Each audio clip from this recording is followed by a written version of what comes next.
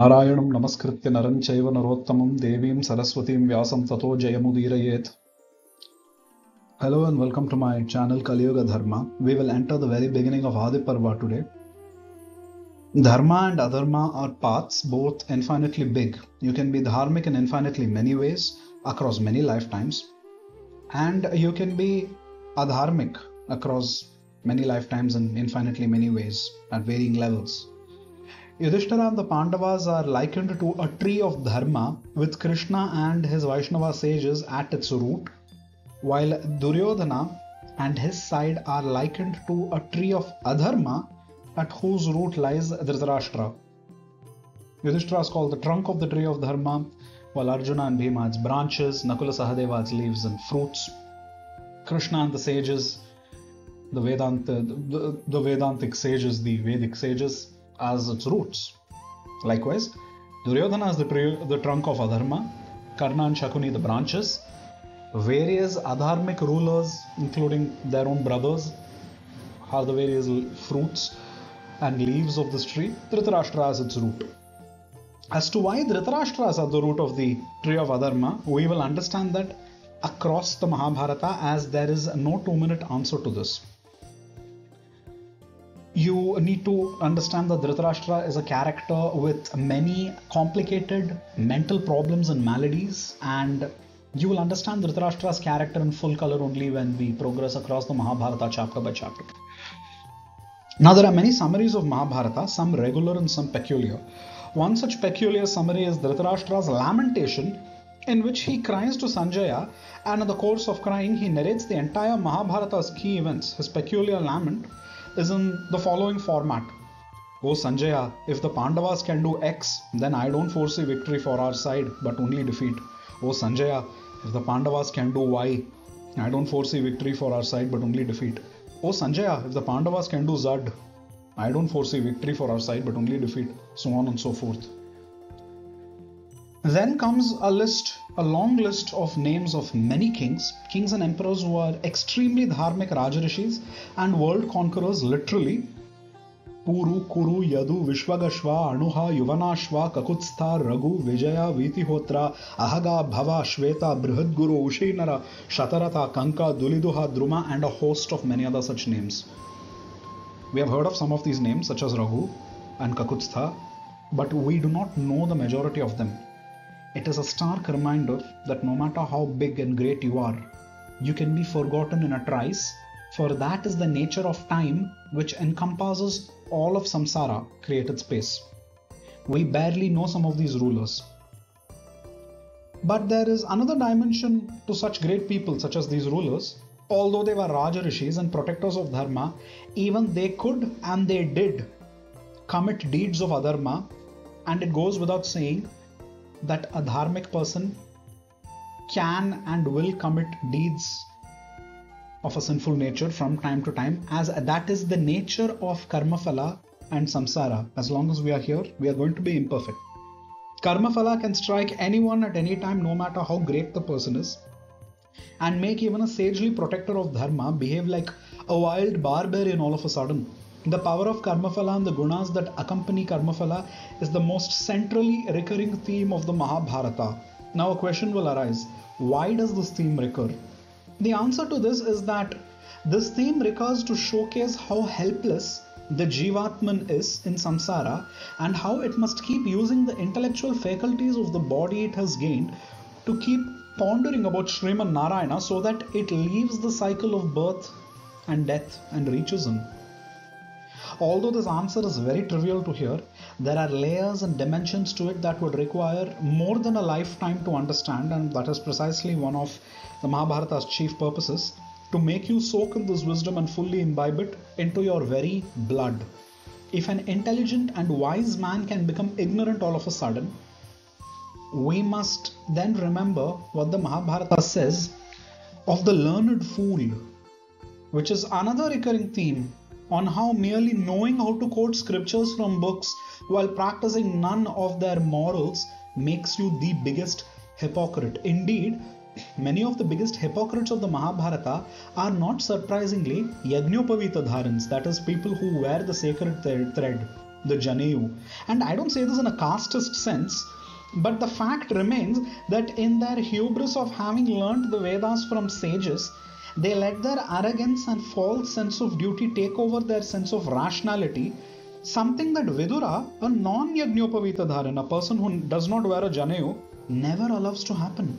And thus, the great Brahmana sage Vedavyasa praises Vidura as a standing example of a Sanatana Dharman, while he harshly and vehemently criticizes the likes of Bhishma, who, despite being one of the earth's greatest tapasvins and Vaidikas at that time, chose to not even stand in defense of a helpless Draupadi as she was getting publicly stripped in the middle of a court.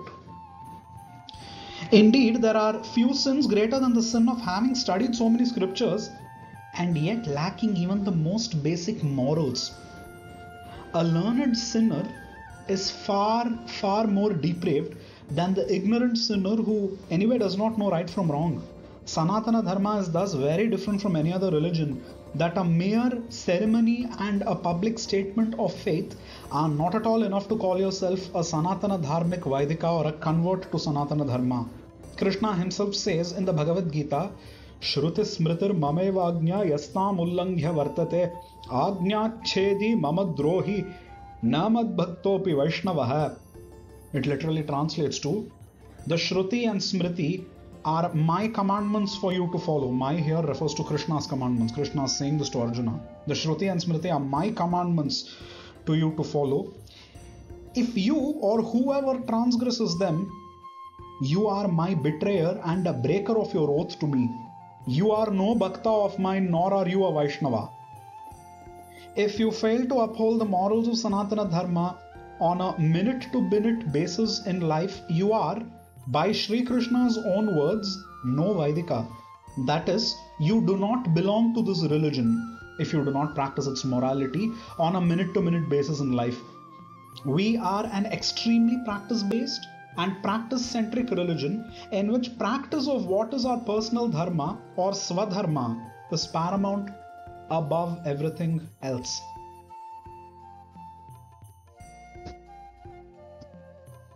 Bhagavan Vasudevascha Kirtyatetra Sanatanaha Sahi Satyam Ritam Chaiva Pavitram Punyameva Cha Shashvatam Paramam Brahma Dhruvam Jyotis Sanatanam Yasya Divyani Karmani Kathayanti Manishinaha. Here we see the very central purpose of Mahabharata, which these shlokas say is to showcase the deeds and power of Bhagavan Vasudeva, the Almighty Paramatman. Let me tell you a little bit of a peculiar background behind the name Vasudeva. It is to showcase an ability which only Sriman Narayana possesses. The part of the name is comprised of two words, Vasu and Deva. Vasu refers to the ability to make Jivatmans take a form and dwell in that form for a stipulated period of time according to its karma phala. And he is the only Deva that can do this to Jivatmans, thus giving him the unique title Vasudeva. You can't use this title for anyone else. Only he has this ability to do this, being Paramatma. He is called Parabrahman, Paramatman, which means Paramatman, and the eternal light of Sanatana Dharma personified. The Mahabharata is thus a collection of his Divya Karmas, showcased for us to see, admire, and to make us yearn with all our heart for his eternal company by performing Sharanagati to him alone. Itihasa Puranabhyam Vedam Samupabrimhayet Bivet Yalpa Shrutad Vedo Mamayam Pratarishyati Hartsnam Vedamimam Shravayitvarthamashnute. The Itihasa and Puranas, the Itihasa and Satvika Puranas are churned to get the Veda's essence out. Why do we do this? What is the purpose of doing this? Can we not understand the Vedas as it is? The simple answer is no. The Vedas can be recited only by Trivarnikas, that is Brahmanas, Kshatriyas or Vaishyas, who have to follow their dharma. It's not enough if your Government of India birth certificate says you're born in this caste. No. You got to live according to what the Manu Shastra says for that particular caste, that is Brahmana, Kshatriya or Vaishya. You need to have a Yajñopavita around you and you need to live according to the dharma of that particular varna, of the first three varnas, only then you can even recite the Vedas.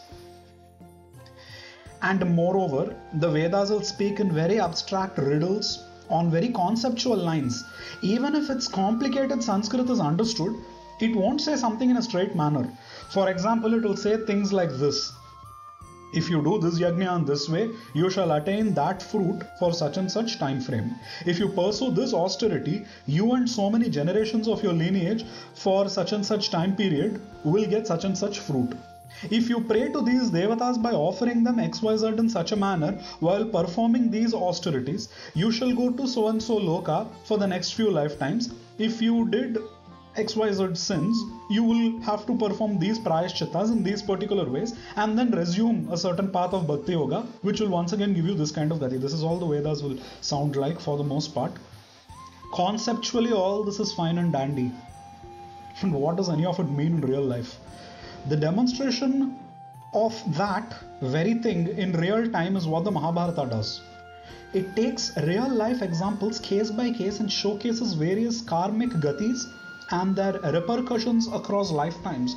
It is thus karma phala that gives us the punya to even hear the Mahabharata, and we may have heard the Mahabharata for many lifetimes, and the fact that you're hearing it now might be the nth lifetime when you're listening to the Mahabharata, and yet we may have still not performed Sharanagati to Sriman Narayana, which is the highest deed the Mahabharata speaks of, and it says that we should perform it.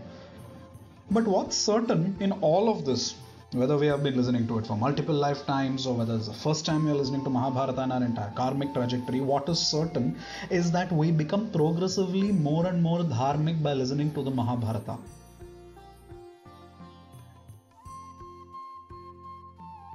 Now a little bit about Kurukshetra. It was created by the blood of slain rulers who were killed by Bhargava Rama, who was more famously known as Parashurama.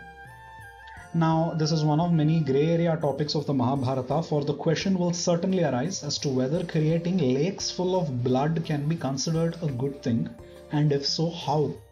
How could an avatar of God do such things?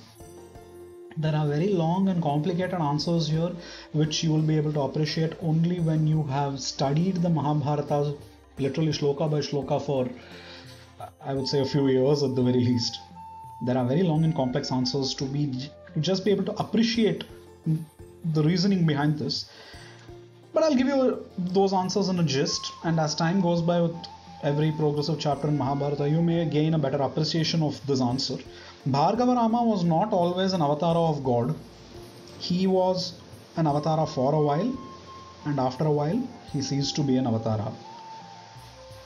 This kind of an avatar is called an Avesha avatar. It's a very peculiar kind of avatar. In that time, when he was Bhagavan's avatar, it was Bhagavan's own sankalpa that this avatar will do a mix of good and bad deeds, but the overall outcome would be good. The kings he slew were Rakshasas and Asuras who had committed terrible, heinous crimes. In fact, there are stories in Mahabharata that tells you how Kartavirya Arjuna and his family members used to kill pregnant women just because they were Brahmanas. They hated Brahmanas basically. And they used to do all kinds of sins of this level. And so they deserved what was coming their way. And they deserved such a death for their past karmas. But in the process of doing this, Bhargava Rama did do situational bad. And he does get evil karma for it, which both Ramayana and Mahabharata agree. And Bhargava Rama's life also serves as an example of why Brahmanas should not take up weapons ever. This will become more and more clear as we go through Mahabharata in detail. But this complex character and his complex deeds cannot be explained in such a pithy manner. What I have given you here is not even a gist, for it does not even scrape the tip of the iceberg that is Bhargava Rama, a rather troublesome and hard to comprehend iceberg at that. So we will see across the Mahabharata as to why he or any agent in samsara does whatever it does and reaps whatever fruit it reaps, and how every agent in samsara is impelled to do things in a certain way. And there are no short answers, there are only long-winding answers to all of these. Now the Pitraganas of Bhargava Rama use their penance the penance powers to transform the blood lakes into holy lakes, which are holy enough for Krishna to choose the land to be the battle zone where dharmic as well as adharmic rulers of Bharatavarsha cleanse many of their sins by perishing there. Now it goes without saying that even the most evil rulers such as Duryodhana gained the unique benefit of cleansing many of their sins by dying in Kurukshetra, showing that Bhagavan actually has no hatred on anyone, but that he wants all Jivatmans to cleanse their sins and come to him as fast as they can, even if it's someone as evil as Karna, Shakuni or Duryodhana. Now that's just a little bit of background on where and what Kurukshetra is.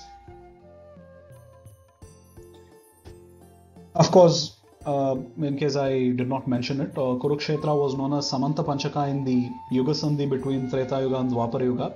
And when the Yuga Sandhi ends and Dwapara Yuga properly starts, it gains the name of Kurukshetra. It becomes a central heart of the Kuru Empire. Now some trivia on what exactly is an Akshauhini. Akshauhinis are the divisions that participate in the battle in Kurukshetra.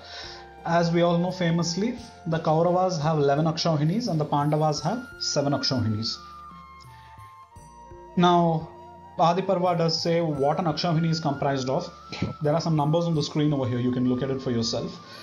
An Akshauhini consists of those many charioteers, those many elephant riders, those many horsemen, those many infantrymen.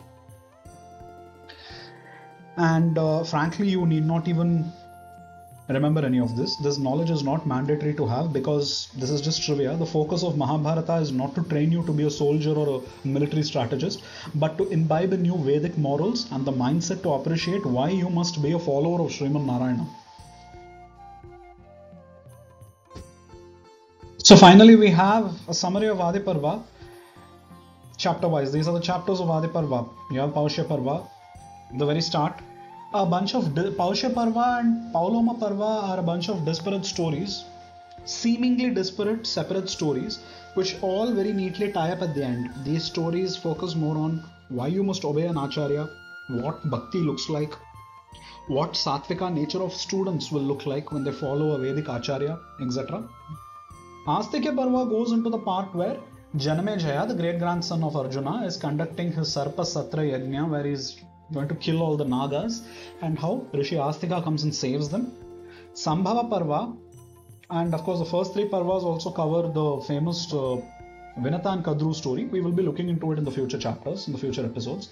Sambhava Parva covers the part where the Pandavas, the Kauravas, all their allied kings, the kings of that generation of Bharatavarsha who fight and die in Kurukshetra, they all take birth in various families across the earth at that time. Backgrounds about them, who are they, what all they did. Haidamba Parva, of course, this is the part where the Pandavas have to run away because the Kauravas try to assassinate them and the wax house is burnt down, and so they go into the forest and Bhima marries Hidamba and Ghatotkacha is born. Bhakavata Parva, Bhakasura is killed in this part. Chaitraratha Parva, the Gandharva Chitraratha is defeated by Arjuna in archery. Swayamvara Parva, the famous Swayamvara where the Pandavas marry, where Arjuna wins the hand of Draupadi. Vaivahika Parva, background stories of Draupadi and the Pandavas, etc. and why exactly Draupadi as a woman has the unique benefit of getting 5 husbands while other women of her time don't have that boon. A background story about her. Viduragamana Parva, where Vidura comes from Hastinapura to Panchala Desha to see the marriage of the Pandavas to Draupadi. Arjuna Vanavasa Parva, in this part Arjuna does something to annoy Yudhishthira. He basically is asked by Yudhishthira to go into a Tirtha Yatra where he has to visit many pilgrimage sites across Bharatavarsha. And in the course of that, what all does Arjuna do? He literally tours all of Bharatavarsha. In the course of that, Subhadra Harana Parva, Krishna impels Arjuna, he basically instigates Arjuna to carry away Subhadra from Dwaraka and marry her. And finally you have Khandava Dahana Mayadarshana Parva, which is what the picture illustrates. The Khandava Prastha forest is burnt to the ground, it's razed completely by Arjuna and Krishna, and the Rakshasa Mayasura comes in and he does them a favor. We will be seeing all of this. Each of these chapters is extremely interesting, to say the least. all scriptures are intertwined is a pretty interesting concept in Sanatana Dharma.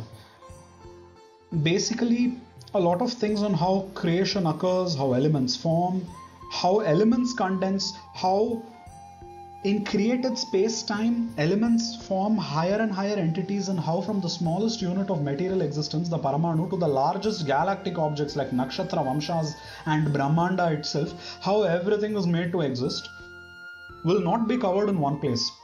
The Mahabharata will speak of some aspects of it, the Vishnu Purana will speak of some aspects of it, the Bhagavata Purana will speak of some aspects of it, the Padma Purana will speak of some aspects of it. All in all, what we need to understand is that Satvika Shastras are all intertwined. And why are they called Satvika Shastras? The Satvika Shastras are those Shastras that take us closer to Sriman Narayana, and they are frankly the only Shastras to be followed and upheld, as other Shastras that do not perform this Satvika act of taking us closer to Sriman Narayana serve mostly to distract the more Rajasika readers of scripture, the Rajasika learners of scripture. And Rajasic scriptures come with the Maya of Prakriti associated to them. What is Maya? Bhagavad Ramanujacharya in his Bhagavad Gita Bhashya defines Maya as the asuric and rakshasic tendencies of samsara to make a person go astray from the path of dharma and go away from bhakti towards Sriman Narayana and pursue inferior things of sensual pleasures. That's what Maya means as far as Bhagavad Ramanuja's definition of Maya goes in the Bhagavad Gita Bhashya, his Bhagavad Gita Bhashya. So we will end with this our lesson on the very beginning of Adiparva, and in future lessons, in future episodes, we will be looking into properly into all the chapters that we just saw listed one by one, and how all of them tie neatly into the Mahabharata that we more popularly know. As always, a big shout out to Dakshin Vrindavan. In fact, I'm very happy to tell our viewers that my family and I have been able to adopt 2 bulls into our own family from Dakshin Vrindavan, and I wanted to also share a little bit about how adoption of bulls and cows in Dakshin Vrindavan happens. Adoption in Dakshin Vrindavan costs 125 rupees a day, that is 3,750 rupees a month, and it amounts to merely 45,000 rupees a year. So those of you who can set aside 45,000 a year, please contact this ID and feel free to adopt a cow or a bull as your own family member.